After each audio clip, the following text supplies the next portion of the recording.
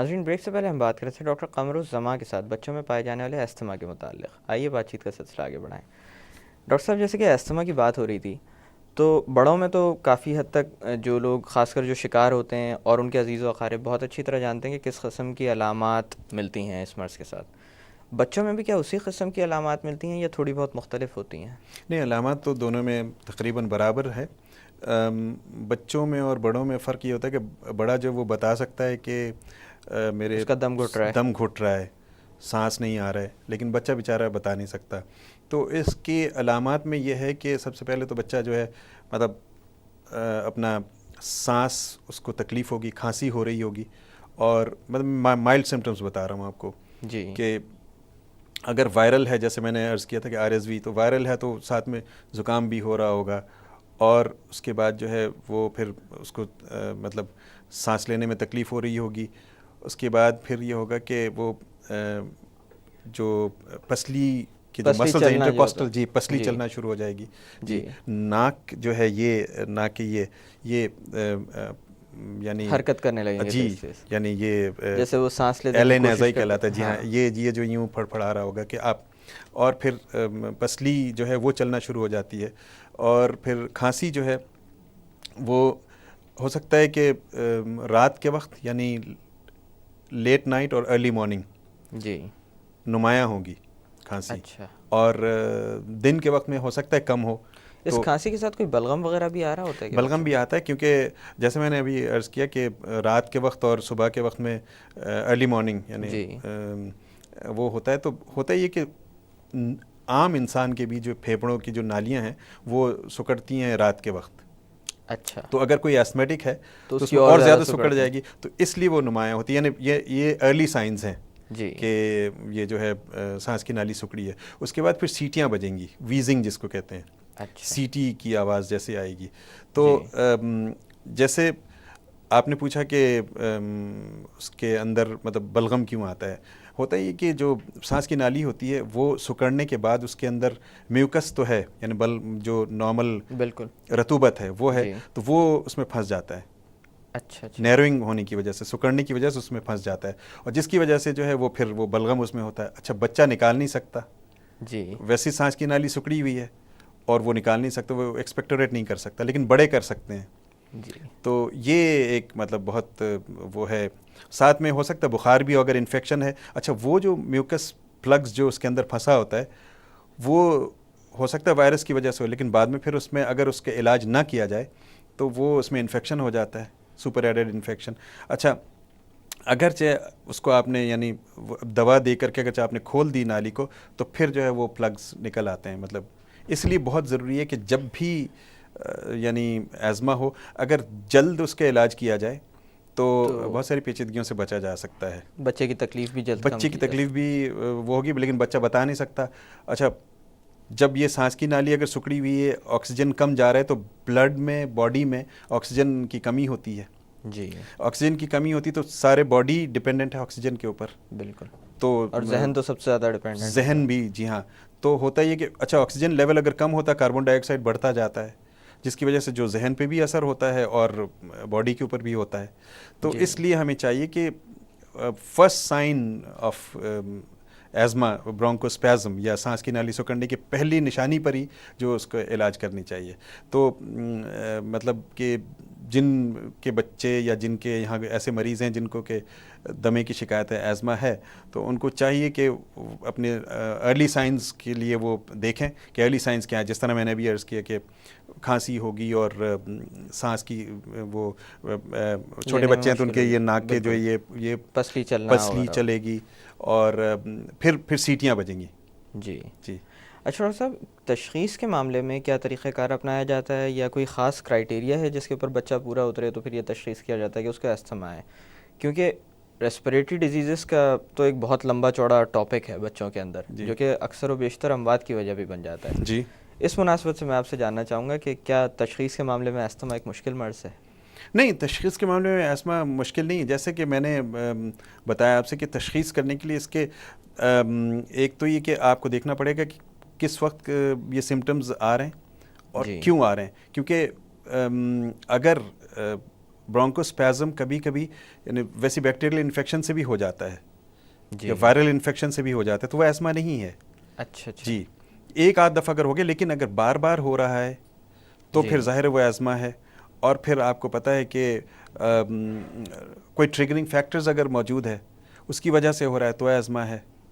لیکن علاج تو خیر دیکھیں، برونکوسپیزم آیا ایزما سے ہے یا اپنے کسی اور وجہ سے ہے، تو اسے مقصد تو یہ ہے کہ آرام پہنچانا مریض کو.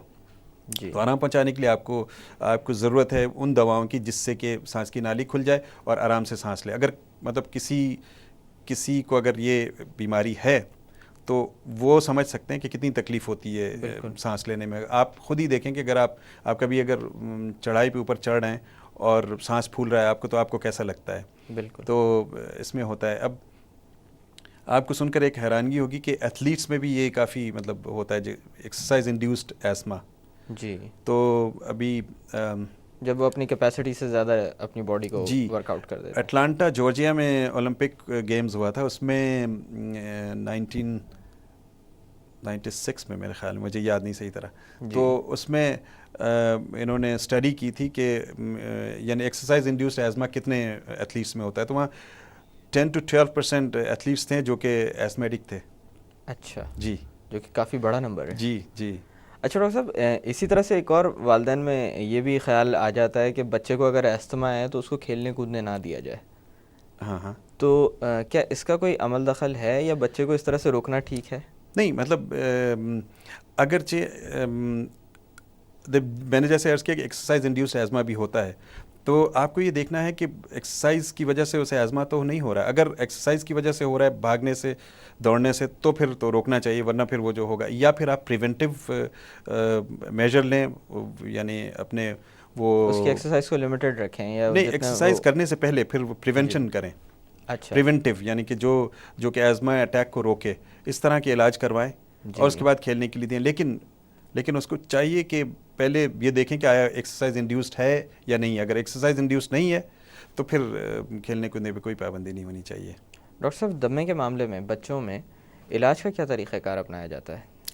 دیکھیے اس میں دو طرح کے علاج ہے. ایک تو ایک لانگ ٹرم اور ایک ہے ریسکیو. یعنی جب اٹیک ہوتا ہے تو اس وقت آپ کو ریسکیو کرنا ہوتا ہے. کیوں؟ کیونکہ یہ ایکیوٹ سمٹم ہے جو کہ ایمرجنسی ٹریٹمنٹ اس میں چاہیے ہوتا ہے. کافی خطرناک بھی ثابت ہو سکتا ہے. جی سانس کی نالی سکڑی اور آپ کو پتہ ہے کہ یہ ایسمیٹک ہے اور یہ ایسمیٹک سائنز ہیں، تو فوراً اس کو وہ ٹریٹمنٹ دینی چاہیے جس سے سانس کی نالی کھلے.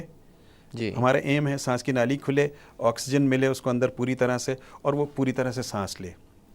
تو اس میں اور ہم یہ کرتے ہیں کہ بیسٹ طریقہ یہ کہ نیبولائز کرنا ہوتا ہے. جی نیبولائزر جس میں سے مطلب دوا دیتے ہیں اور وہ سانس کے نالی کے ذریعے جو ہے وہ پھیپھڑوں میں جاتا ہے. اگر نیبولائزر نہیں ہے تو پھر انہیلر سے پف دے کر کے کرتے ہیں. اور اگر وہ بھی نہیں میسر ہے تو پھر سیرپ، شربت یا ٹیبلٹ کے ذریعے جو کہ برونکیولز کو کھولنے والے ہوں، برونکو ڈائلیٹرز کہلاتے ہیں، وہ دیتے ہیں. اور لانگ ٹرم میں یہ ہے کہ مطلب پریونٹیو وہ کرنی چاہیے علاج. پریونٹیو علاج میں یہ ہے کہ ایک دوا ہے لیوکوٹرین انہیبیٹر کہلاتی ہے، تو وہ دیتے ہیں. اور اس سے یہ ہوتا ہے کہ جیسے سانس کی نالی سکڑتی ہے تو یہ اس کی جو سانس کی نالی سکڑنے کے اور جو مسلس کے اسپیزم کا جو پاتھ وے ہے اس کو روک دیتا ہے لیوکوٹرین انہیبیٹر. یہ نئی دوا ہے اور اس کے کافی مطلب اچھا رول ہے. اور اسی حوالے سے میں اور بتاتا چلوں کہ لوگوں میں مت ہے کہ شاید انہیلر لو تو یہ بالکل وہ پھر کبھی جان نہیں چھوٹے گی. بالکل غلط ہے. اور نیبولائز کرنا بھی مطلب بہت ہی فائدہ مند ہے.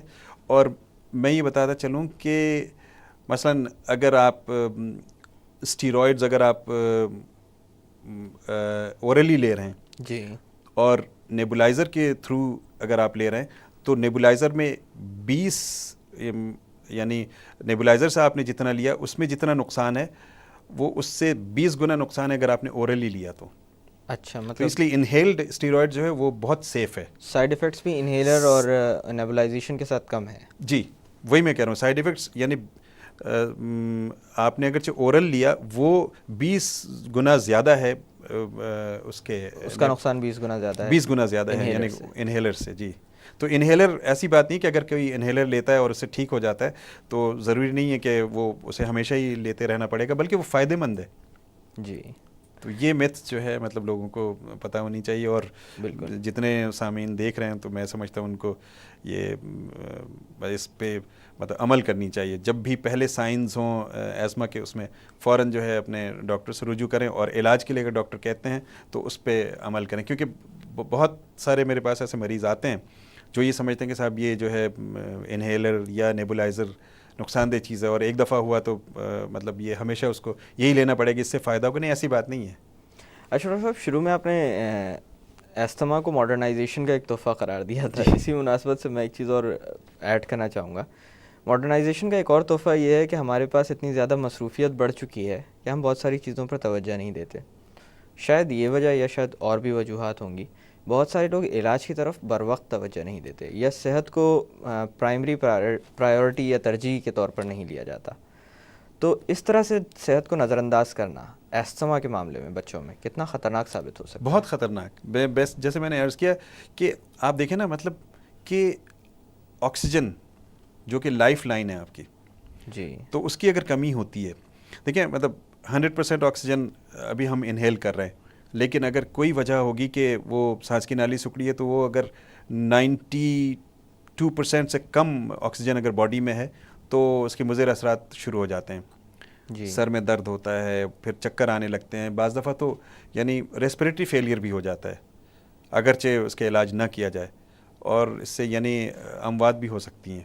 تو اس لیے مطلب یہ کہ اگر پہلے ہی اس پہ اس کو روک دیا جائے تو پھر وہ اتنا زیادہ نقصان دہ نہیں ہوتا. جی ڈاکٹر صاحب، میں اب تھوڑی دیر کے لیے باتوں کا سلسلہ روکتے ہیں. جی ناظرین، وقت ہو ایک چھوٹی سی کمرشل بریک کا. بریک سے واپس آ کر استھما کے متعلق مزید بات کی جائے گی. Keep watching the health show.